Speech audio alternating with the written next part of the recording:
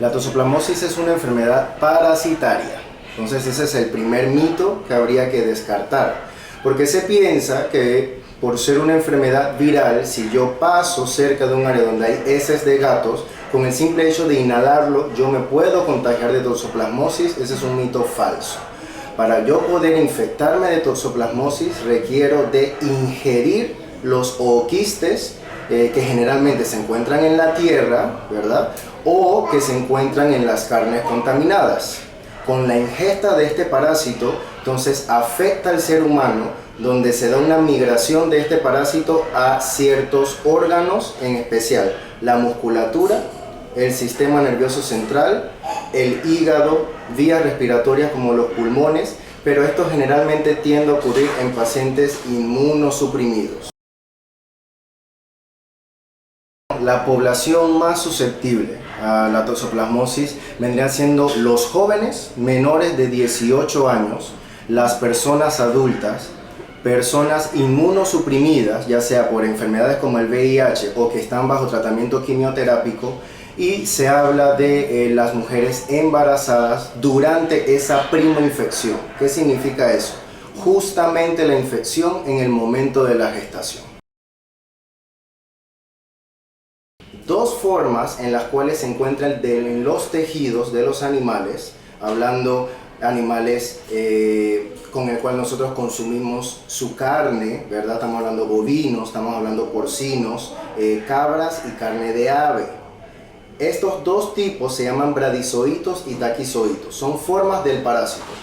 La otra forma es la que generalmente el gato elimina por medio de sus heces, que ese es el gran debate del por qué se ha relacionado a la toxoplasmosis en relación a los gatos. Y la diferencia es esta. El ser humano, si ingiere la toxoplasmosis, solamente se va a ir al tejido, a la musculatura y a diferentes órganos. La función de ese parásito era que ojalá viniera una presa, nos consumiera y esa presa entonces ingiriera lo que son estos parásitos. Pero en los seres humanos esos taquizoitos se pierden. Ese parásito se pierde porque nadie nos consume. A diferencia del gato, él sí realiza este ciclo en donde el parásito se va a órganos y a musculatura, pero lastimosamente lo elimina por medio de sus heces. Eso solamente ocurre una vez en la vida del gato y solamente dura de 7 a 9 días, en donde el gato puede eliminar estos quistes por medio de sus heces. Si el gato se infecta nuevamente, jamás podrá realizar este ciclo entérico, por ende no va a poder eliminar estos quistes de toxoplasma. Vendría siendo un periodo muy corto, en donde el otro requisito para que nos pueda infectar a nosotros es el quiste tiene que madurar. Y para madurar en nuestros países tropicales, en Panamá, que estamos en el Ecuador, se puede decir que a las 48 horas este quiste se vuelve maduro. Esa es la forma infectante del toxoplasma. Por ende, se dice que la mayor prevención en esta poquísima posibilidad en que el gato nos puede transferir el toxoplasma sería la recomendación de la limpieza de las cajas de arena de manera diaria. Digamos que el gato se expuso a la ingesta de toxoplasma porque ingirió un ratón que tenía estos quistes en su musculatura, porque son animales cazadores. Esta forma va a ir a su intestino, se va a replicar en su intestino. Parte del toxoplasma se va a ir a la musculatura y a los tejidos del gato, pero otra parte lo va a eliminar en las heces. Solamente tiene 9 días para eliminarlo. Digamos que lo elimina. Digamos entonces que a las 48 horas madura el oquiste y digamos entonces que nosotros tocamos al gato, tocamos las heces del gato y que no nos lavamos bien las manos para entonces ingerir el toxoplasma. Entonces es algo muy rebuscado la forma en que nosotros nos podemos contagiar por medio del gato. La forma usual en que el ser humano sí se infecta, eso está en todos los libros de medicina felina, es por medio de la ingesta de carne cruda, por medio de la ingesta de vegetales mal lavados, en donde se han expuesto por medio de la tierra a quistes que se han eliminado por medio de gatos, obviamente, y que vendría siendo la forma más usual y común. Cosas sencillas que se pueden evitar, y yo pienso que es una ventaja en la cultura de nuestro país, que es la cocción buena de los alimentos, ¿verdad? Nosotros tendemos a consumir las carnes bien cocidas, y eso generalmente se requiere 70 grados en 1 minuto para simplemente destruir los oquistes, los bradizoitos que se encuentran en el tejido de la carne que nosotros consumimos. Vendría siendo la forma más común. Se habla en lugares rurales que la otra forma de transmisión, además de la carne y los vegetales que consumimos, es el tener contacto o hacer jardinería sin la utilización de guantes. En los países más desarrollados, por decirlo así, que están culturizados con el tratamiento de jardinería, no se procede a realizar ningún trabajo si no se tiene guantes en las manos. Y eso también es para la prevención de otro tipo de enfermedades, no solamente el toxoplasma. Este vendría siendo el método también de prevención, en donde se evitaría por la tierra mal producida, por la tierra contaminada, el infectarnos por medio de fecalismo, que sería el término. Tierra contaminada por medio de heces. Estas son las 3 vías de transmisión en el ser humano. Y cuando uno ve los libros que muestran los ciclos de vida entre el gato y el ser humano, nunca hay una flecha directa entre el gato y el ser humano. O el gato elimina heces y el ser humano, por medio de la tierra, por medio de la jardinería, así se transmite, o por medio de la ingesta de las carnes mal cocidas. No hay una relación, por eso es algo que se debe avisar, es algo que no hay relación de tener gatos, ¿verdad? Y que uno sea positivo. Se han hecho estudios a nivel de Latinoamérica y se han descubierto que los propietarios de gatos, los médicos veterinarios y la gente que está más relacionada a los felinos en general son las que menos 0 prevalencia tiene en relación a el toxoplasma, ¿verdad? Se habla de que la mayor tendencia está en la otra población.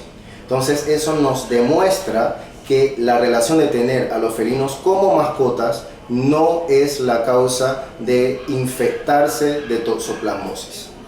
Otro ejemplo, y es algo que incluso nos pasó porque llegó a consulta una muchacha que tenía varios casos de aborto y que se había avisado de que generalmente la culpa era por su mascota felino que tenía en la casa. Por definición ya no puede ser, no pueden ocurrir 3 casos de abortos por medio del toxoplasma, porque solamente el gato puede hacer ese ciclo una vez en la vida. El gato no va a eliminar el toxoplasma más de una sola vez. Entonces la única manera, y se dice de manera de burla, es si nosotros ingerimos al gato crudo, por decirlo así. Y eso es algo que por cultura no se tiende. Y digamos que el ser humano ingiere una carne que esté sumamente contaminada con el quiste de toxoplasma y que sea una persona que no esté inmunocomprometida, que esté sana. Lo más que puede presentar son síntomas generales de enfermedad como fiebre, linfadenopatías, mialgias, dolor de cabeza, pero ese quiste en realidad se va a quedar allí en la musculatura, no va a producir ninguna alteración. Se habla de que la verdadera enfermedad se va a producir cuando justamente la primoinfección ocurre cuando la mujer está gestante. Si ocurre en el primer tercio de embarazo, se habla de casos de aborto. Si ocurre en el último tercio del embarazo, se habla de problemas de encefalitis en el bebé, se habla de problemas de hidrocefalia, de retraso mental, se habla también de problemas de uveitis, corioretinitis, problemas en la visión del bebé, lo cual resulta sí desgarrador, ¿verdad? El hecho que se dé esa afección. Pero lo decimos, eso es si ocurre esa infección en el momento en que está gestante. Si la madre anteriormente por ingerir carne mal cocida se expuso al toxoplasma, se puede decir que tiene una vacuna ya innata en donde con una segunda exposición, aunque sea en el momento de la gestación, no se va a producir la enfermedad. Entonces ese es uno de los mitos que también hay que mencionar, y lo que demuestra más en realidad de que el gato la mayoría de las veces no es el culpable. Si tenemos que asumir o relacionar al gato en este sentido, es que si existe toxoplasmosis en el mundo es porque en realidad existen gatos, porque ellos perpetúan la enfermedad, ellos hacen que exista, porque en ellos solamente se puede reproducir. Pero eso es diferente a decir que es la única y la mayor vía de transmisión en relación al ser humano. Entonces, ese es un punto de vista que sí había que aclarar. Otro tema, ¿qué significa ser cero positivo a toxoplasma? Porque muchos propietarios nos llegan en donde a nivel del médico se hizo este test de toxoplasma y resultó positivo a esta enfermedad. Eso significa que en algún momento de mi vida me expuse al toxoplasma y que de repente tengo estos bradizoitos, que son los quistes, a nivel de musculatura o a nivel del sistema nervioso central. Asusta un poco, pero allí se pierde. Ya ese agente no va a seguir su ciclo y allí se acaba la enfermedad. ¿Qué significa también ser cero positivo? Significa que en el momento en que la madre esté en gestación, ya no va a ocurrir una enfermedad porque no se realizó la primoinfección en ese momento. Así que no es de asustarse el hecho de que haya salido positivo el test de toxoplasmosis, porque no me indica que tiene la enfermedad activa y que eso entonces va a afectar a la madre o va a afectar al feto en ese momento. Significa que en algún momento se expuso al toxoplasma. Estamos hablando de edades de extremos en donde la inmunidad no es de la misma manera que una persona adulta. Entonces, sí pueden presentarse síntomas generales. Estos síntomas generales vendrían siendo dolores de cabeza, dolores musculares, fiebre, malestares generales. También puede darse el caso, y ocurre muchas veces en los jóvenes, en donde en el momento del desarrollo aumentan los niveles de estrógeno y testosterona, y estos niveles hormonales disminuyen la inmunidad de los jóvenes como tal. Puede ser que estos quistes, estos bradizoitos, que incluso desde edades más tempranas pudieron haberse contaminado, puede ser que por una inmunosupresión ahora se activen y puedan iniciar síntomas a nivel de la retina, una corioretinitis es el término, en donde puede comprometer la visión de esta persona joven o esta persona adulta. Entonces, más bien serían esos los síntomas. Los síntomas también bastante característicos y por lo cual se intentó descubrir y buscar el tratamiento es el síntoma que ocurre en las personas positivas a VIH, ¿verdad? Que ocurre la encefalitis en esta persona que anteriormente se describía, pero ahora existe el tratamiento, existen los antibióticos adecuados que cuando se diagnostica se da este tipo de antibiótico y ya no suele ser de la prevalencia que ocurría anteriormente. Y lo otro, en definitiva, los problemas generales, vía respiratoria, afecciones a nivel de hígado, pero ocurre en este tipo de población. Personas inmunosuprimidas o en el momento en que una madre gestante recibe esta infección. De otra manera, el resto de la población, si se contagia de toxoplasma, los síntomas son muy generales o simplemente no ocurre ningún síntoma. Bueno, el mensaje que nosotros podemos concluir con esto, la verdad, vendría siendo de analizar la situación de la mascota. Ya creo que concluimos que la mascota felina no es el culpable del medio de transmisión, que una mujer puede estar gestante junto con una mascota felina en casa y no debe tener ese nerviosismo de poder transmitir o infectarse por medio de este parásito.